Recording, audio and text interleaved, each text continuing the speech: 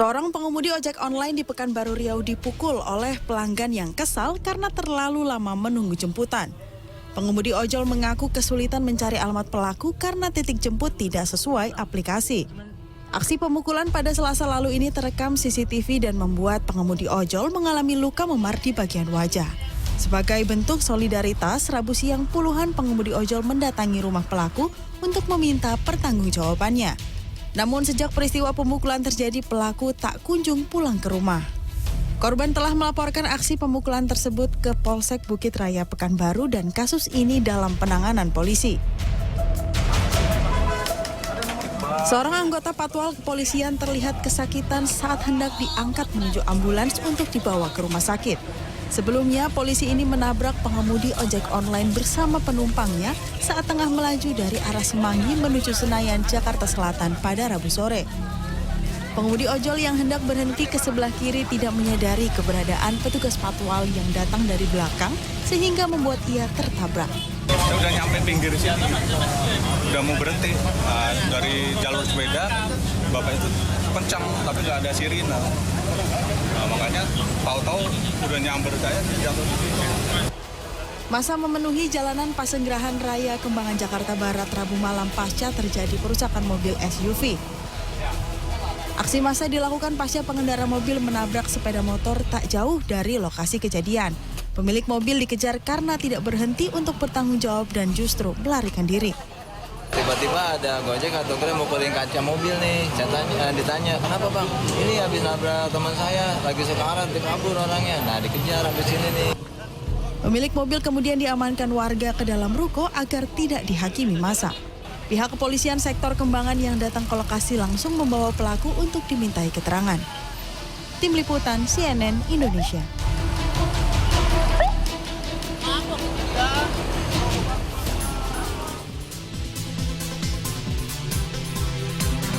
Halo, good morning. Bagaimana hari liburnya kemarin? Dan pasti hari ini sudah siap untuk beraktivitas ya? Iya, dan jangan lupa BMKG memprediksi ada 19 wilayah yang nampaknya akan hujan lebat ya.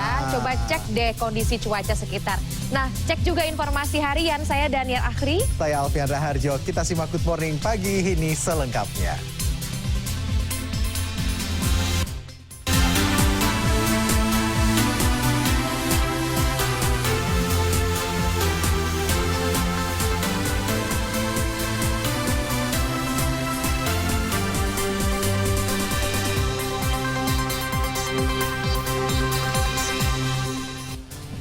Awal Juni sudah penuh tantangan apalagi buat dapur ya. Sejumlah harga bahan pokok seperti cabai, sayur mayur, dan telur sudah naik pada awal bulan ini.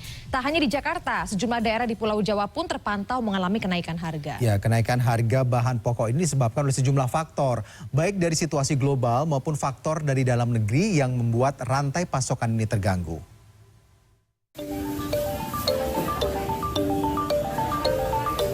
Harga kebutuhan pokok terus merangkak naik.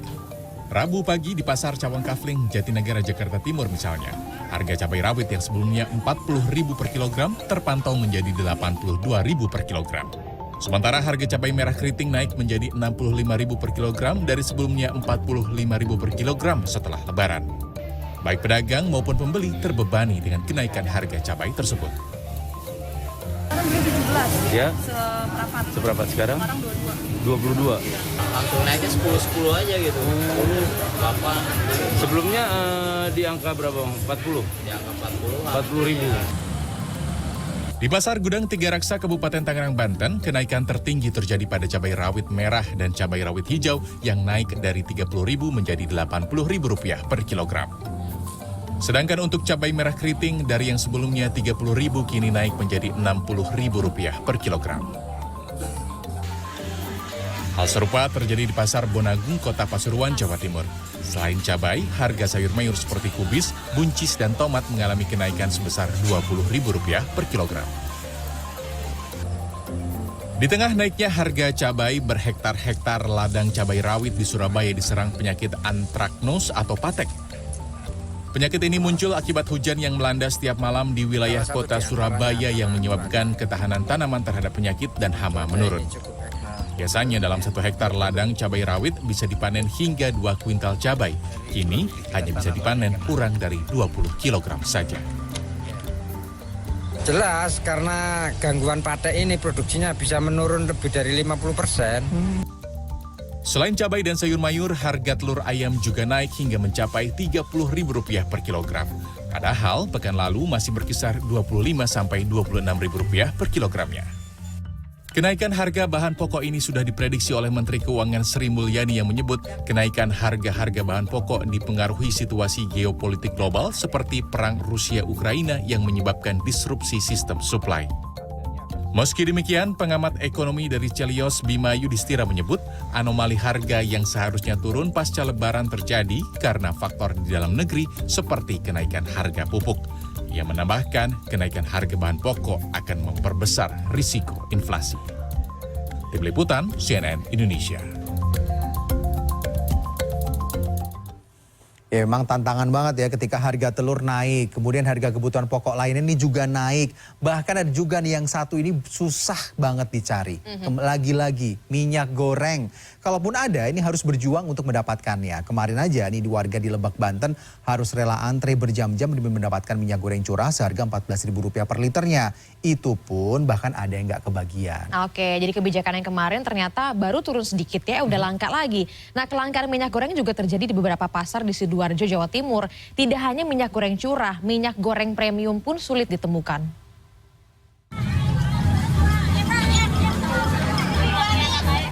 Rabu kemarin ada antrian panjang ratusan warga di Kecamatan Malingping, Lebak, Banten. Warga rela datang dan antri sejak pukul 7 pagi demi mendapatkan minyak goreng curah seharga Rp14.000 per liter dari salah satu agen di wilayah ini. Tak sedikit warga yang kecewa lantaran belum kebagian minyak goreng curah murah tersebut. Jam 7. Sekarang jam berapa sekarang? Ini jam Nyampe sekarang belum dapat juga berarti minyak ini. Terus tadi antri panjang juga ya Bu ya? yang panjang-panjang di lojor. Dari jam 7. Antri. Terus sekarang belum dapat ya? Belum dapat. Berarti merasa kecewa dong ini? Iyalah, kecewa. Para pedagang di Pasar Induk Porong dan Pasar Tradisional Sidoarjo, Jawa Timur mengaku kesulitan mendapatkan minyak goreng. Tak hanya minyak goreng curah, sudah beberapa hari terakhir minyak goreng premium pun sulit diperoleh. Padahal para pedagang mengaku sudah menyetor uang kepada distributor, namun minyak goreng tak kunjung dikirim. Ini nggak jalurnya aku berapa hari? 4 hari nggak ada minyak. Nggak ada minyaknya, kosong. Harusnya kemarin kan minta 4 jerigen. Tapi katanya kemarin itu nanti sore datang tak kasih uang. Tapi sekarang ini biar datang nggak ada barang. Ada curah subsidi. Di pasar tradisional di Sidoarjo, minyak goreng curah dijual Rp15.000 per kilogram. Sementara minyak goreng premium dijual Rp48.000. Tim Liputan CNN Indonesia.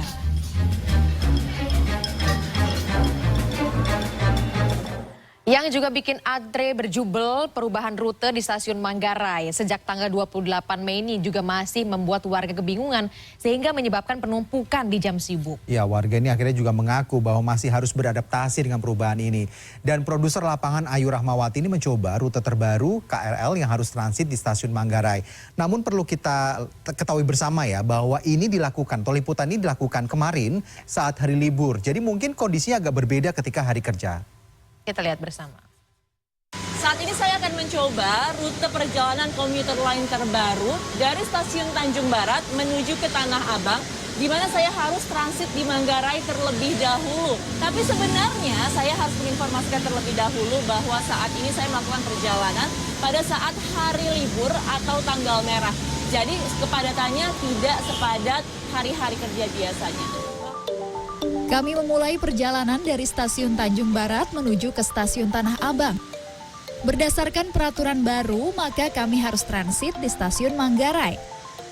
Perjalanan berlangsung cukup lancar, meskipun kondisi ramai tapi tak sampai saling berdesakan.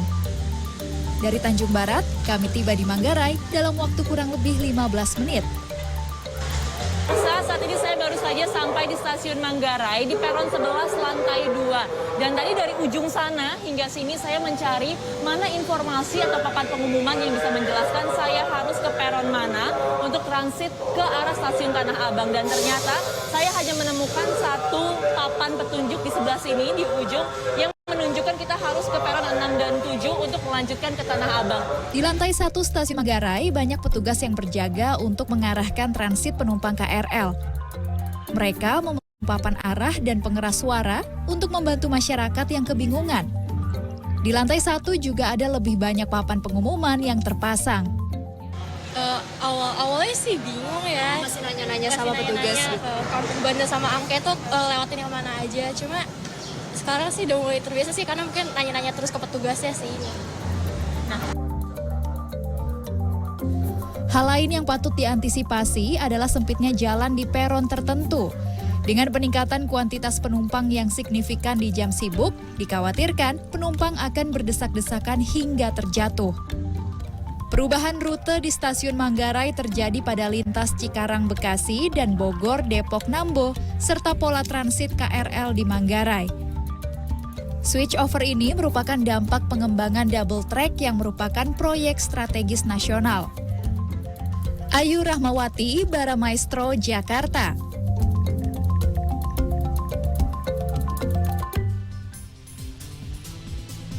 Usai jeda kami akan hadirkan bisnis tanaman hias yang mengubah hobi menjadi hoki. Tak tanggung-tanggung di dalam sebulan, cuannya bisa mencapai belasan juta rupiah. Tetap di Good Morning.